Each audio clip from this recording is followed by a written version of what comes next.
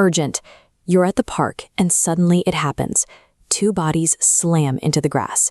You hear a guttural growl, you see snapping teeth, and you watch a dog pin another by the throat. It looks exactly like a fight. Your stomach drops.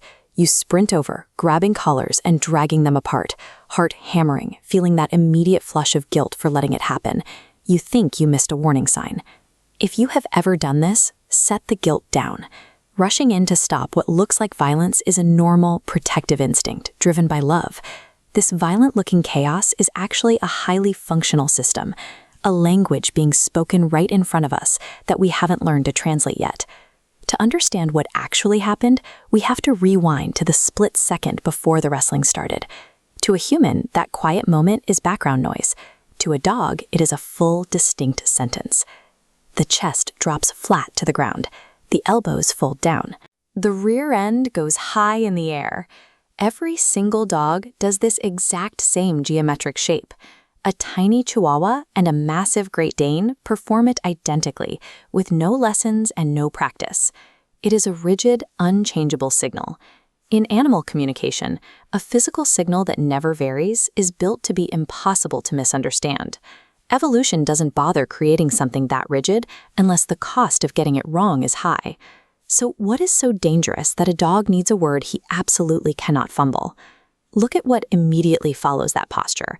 Body checks, neck grabs, biting. If a dog did those things with no warning, it would be a genuine attack. The bow arrives first to reframe all the violence that follows as a promise of safety. The dogs follow through on that promise by holding themselves back on purpose. The stronger animal quietly throws the match, rolling over to expose its belly to a weaker partner just to keep them engaged. Behavioral scientists call this self-handicapping. This means dog play runs on a strict, unwritten social contract.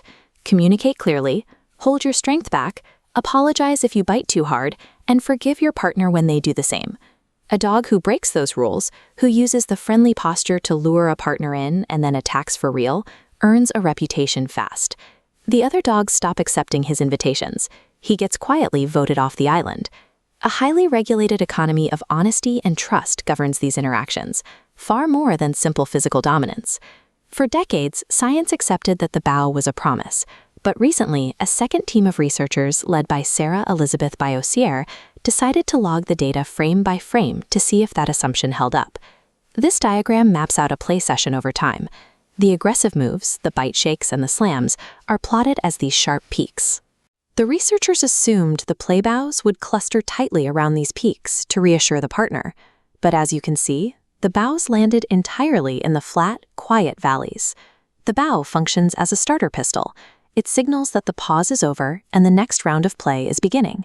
When the researchers looked at wolf pups, they found the animals used the bow less cleanly. Their play didn't reset as smoothly as it does in domestic dogs. Thousands of years of living beside humans, reading our cues and depending on us, likely caused dogs to polish this specific signal into a more reliable communication tool. The bow carries both meanings at once. It is the reassurance that the play is safe and the signal to start it up again, a specialized vocabulary sharpened by our shared history. To spot the difference in real time, look for the glorious waste. A real fight is strictly efficient, but play is full of unnecessary motion. The dog throws in exaggerated leaps and clumsy spins that serve no tactical purpose, landing with a goofy, relaxed grin. The clearest sign you are watching a game is role reversal. The chaser willingly stops to let themselves be chased. Real conflict looks different. Bodies go rigid. The hair along the spine stands straight up. Mouths clamp shut, and the give and take turn-taking vanishes. The true difference between a friend and a fight has nothing to do with the volume of the growl or the flash of teeth. It depends on whether the dogs are still communicating honestly with each other. Next time you're at the park, focus on that split second before the wrestling starts. You're watching a field of animals constantly telling each other the truth, in a language they never had to be taught. Learning to read this visual language is a courtesy we owe our dogs.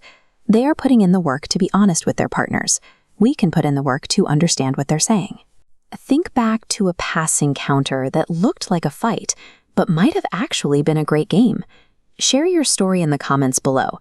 And if you want to keep learning the quiet things your dog is trying to tell you, subscribe for a new translation every week.